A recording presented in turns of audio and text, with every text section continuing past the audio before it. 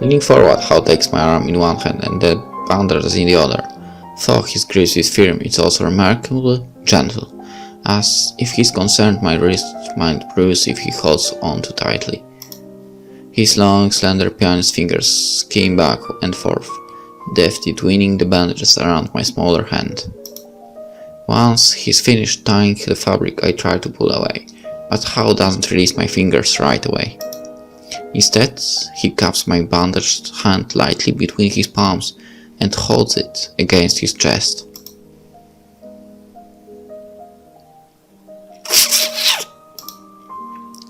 Yup. No idea. He's probably scolding me for not being more careful, but while his tone sounds stern, his touch is still very gentle. So, for once, I don't feel mad that he's lecturing me. If anything, I actually start to feel guilty. Okay, Hao. And thanks, by the way. Huh? The silence stretches on for several minutes before I finally sever it with a sigh. Thanks for fixing up my hand. For coming downtown to look for me. For staying with me overnight. For letting me throw up on your shoes. I appreciate all those things, even if I'm not too good at showing it, so yeah. You probably don't understand any of this, but I should say it anyway. I'm sorry I kept blowing you off before. It's just you and me, we're so different. You're more or less the successor my father always wanted. Me, I've been pushing all that away for so long that I don't know how to stop. So I wanted to push you away too. I stared at the ground, inwardly squirming in embarrassment. Even though Hao probably didn't understand most of my awkward, halting words, this is still the first time I've ever said them aloud. Instead of shoving them into the back of my mind, where they'd hopefully be forgotten.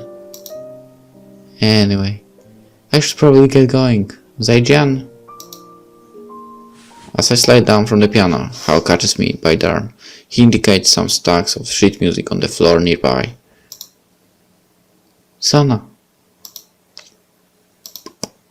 Does he still want my help picking songs for the concert? Can't he say I don't want to be here anymore? Well, I'll just do it quickly so he can stop asking about it. Sighing, I poke half-heartedly through one of the piles. My eyes widen as soon as I see what's in it. Jazz, rock, and even a few film scores. As far as I know, our orchestra room has never carried such a wide selection of genres. I flipped through the pages at breakneck speed, my disbelief growing the entire time. Did he really bring in all this new music, just because I said I didn't like the classical stuff? Hao frowns as he studies my face, probably unsure of if I'm happy or angry at him again. Heck, I'm not even sure if I'm happy or angry, to be honest. I don't get it. Why are you so determined to get me to help you with the orchestra? You are probably my father's star student, so you are more than capable of doing everything on your own. Seriously, what does a genius like you need a reject like me for? Hao cooks his head. Either he doesn't understand what I'm saying, or what I'm asking, or it's too hard for him to answer without words. Either way, I don't really expect him to reply. As I'm about to turn away, Hao holds up a sheet of music. He points at something written above the first stuff, one of those short Italian phrases that describe the mood for playing a certain part. Con amor. Play it with love. Hao adds another sheet of music to his hand, then another. Con amor, con amor. He repeats that phrase over and over again, gathering up symphonies, ballads, hymns, and arias. Finally he steps forward, motioning for me to accept the sheets of music in his arms. It's only then that I somehow understand what he's been trying to tell me. Con Amor. A song that can be played with love. A song that I care about. You can't believe I don't have anything like that. I numbly back away. The papers spill onto the ground like so many flightless white birds. Sorry, I have to go. Stepping over the fallen sheets, I am out the door before he can stop me. Con Amor, a song I can play with love. It's been a long time since I thought about it. That girl strumming her guitar on the street curb, obvious to everything outside her music. Hao sweeping his baton in the air, humming steadily under his breath. Even my father, eyes closed in a rare moment of peace, as his fingers flew across the piano keys. They all have something that I've lost, something I've constantly told myself that I no longer need. Something I've never admitted I still miss, even now. These past few years, I forgot it, didn't I? That no matter how different we are, we can all share music. No matter your age, which country you are from, whether you are a musical genius or a good-for-nothing reject. Shouldn't we all be able to find a song we love? Maybe it would be nice to care like that again. Well, I guess it's getting interesting. Maybe there will be a comeback. We'll see. At our next orchestra practice, I'm actually the one to approach Hao instead of the other way around. He jumps up with a start, almost tripping off the conductor's podium when I clap him on the shoulder. Hello. Hey Hao, let's talk about the set list tonight. I wrote some pieces I thought might be good. Who? Hao nearly drops the stack of scores I shove his way. He shuffles through the papers with an incredulous expression, as if he can't believe I've found so many songs already. Don't look surprised. I just don't want my concert to crash and burn as I become a total laughingstock. So we have to get our songs together, ASAP. You're with me on that, right? As I reach towards Hao with my unbandaged hand, I think this is the first time I've seen him genuinely smile.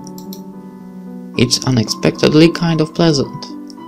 He seems so much younger without his face twisted in its usual skull. Stepping forward, he clasps his hand in mine.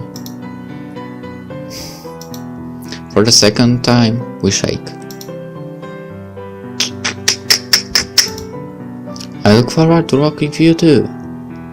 That's what he said, really? This time, I mean it.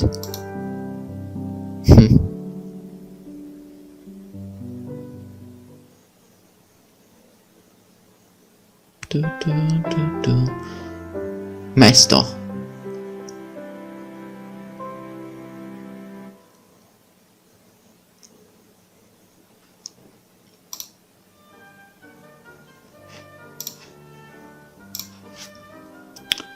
No, definitely not. There's no way I'm agreeing to that. Sure, I like the idea of opening the concert with some Dvorak, and fine, we can keep that beat from the Romeo and Juliet overture if Ha's gonna whine about it. But I'm definitely not tolerating anything from Butterfly Lovers.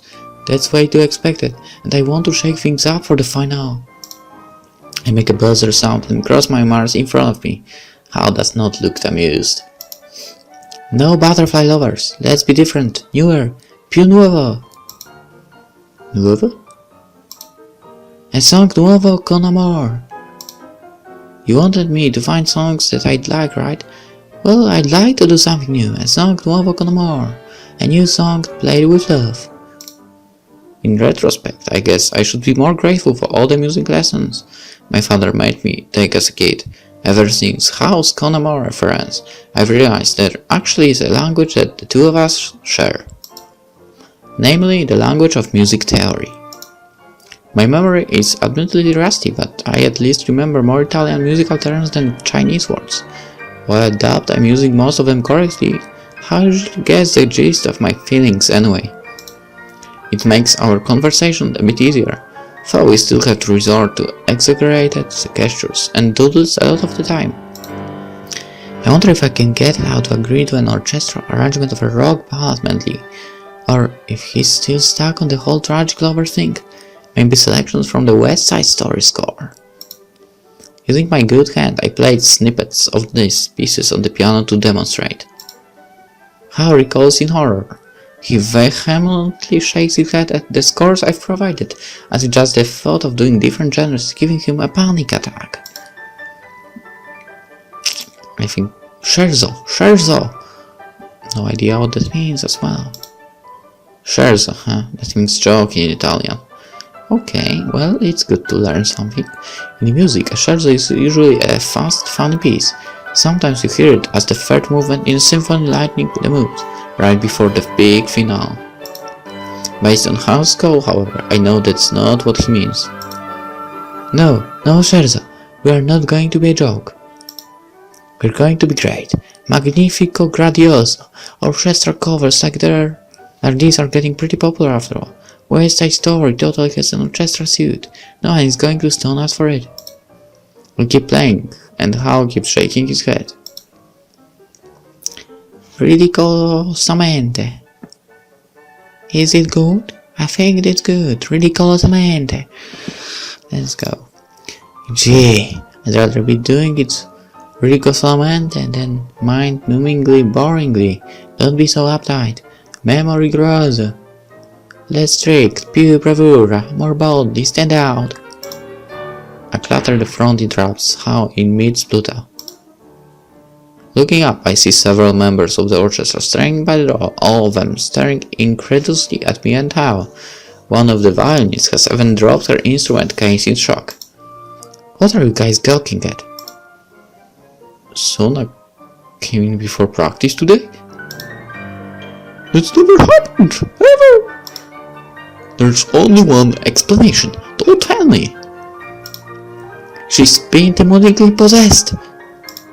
I yanked them back in the room before they can escape. Back, demon, back! Oh, come on. Hao and I were just meeting before practice to decide the last song for the concert. Is it hard to believe that I might actually be on top of things for once? Several more orchestra members walk in as I'm talking. Once they see me, they also dance and drop their instruments. No way! Sona is actually on time? She wasn't just on time, she was actually early! Huh? Okay, pick your drafts off the floor and not take Zuka exhibit.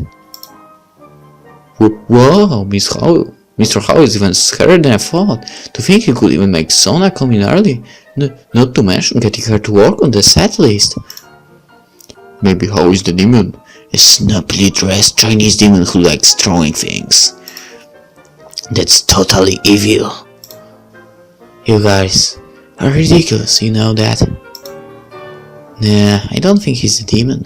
More like a robot who's only programmed to do music and look good in suits.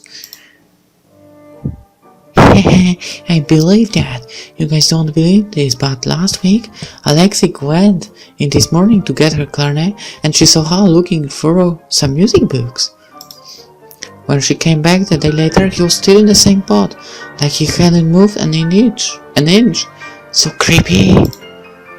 I actually think Hao lives in the orchestra room. Apparently, the janitor was passing by one night and heard Hao practicing the piano.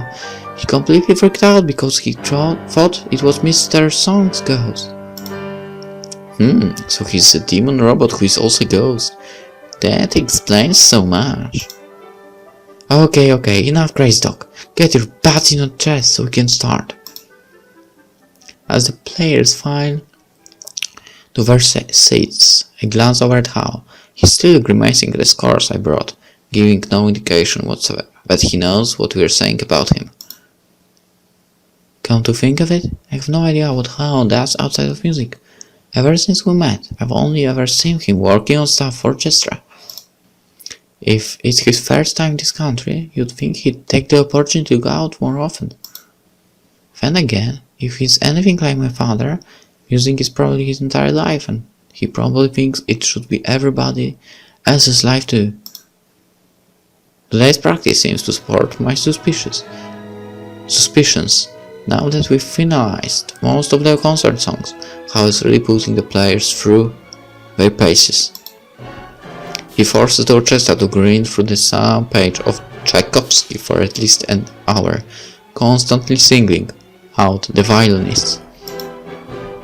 By the time he finally moves on, everyone is either exhausted from being picked on or bored out of their minds from waiting. As practice drags on, things steadily go downhill. The harder Hao drives the ensemble, the more tired and frustrated they get, and the worse they end up playing, which of course only makes Hao push them harder for their perceived slacking. By the time practice draws to a close, I can practically see the vein in Hao's forehead throbbing under his skin. After the last song, he smacked his bottom against the podium and barked out several orders in Chinese. There's that word again, Liangqi, practice. Hao repeats it forcefully, points at the clock, and draws 5 large circles in the air. Huh? What's he doing? Looks like he wants everyone to practice 5 hours. I'm assuming that's per day. 5 hours a day? But I don't have time for that. Scolding the violinists, incredulous outwards, Hao points at her and draws 7 circles. For the violence, maybe 7 hours? There were of decent rises from the players. That's so unreasonable. Even Mr. Song made us do that much. Just because he doesn't have a life outside of Orchestra doesn't mean that we're the same. The entire ensemble breaks into vehement protest. Hao smacks his bat against the podium until everyone quiets down. It's that same tone of voice he uses when he's scolding me. The rest of the orchestra must also realize he's reprimanding them, because their faces grow dark with resentment. They pack up their instruments in stony-faced silence.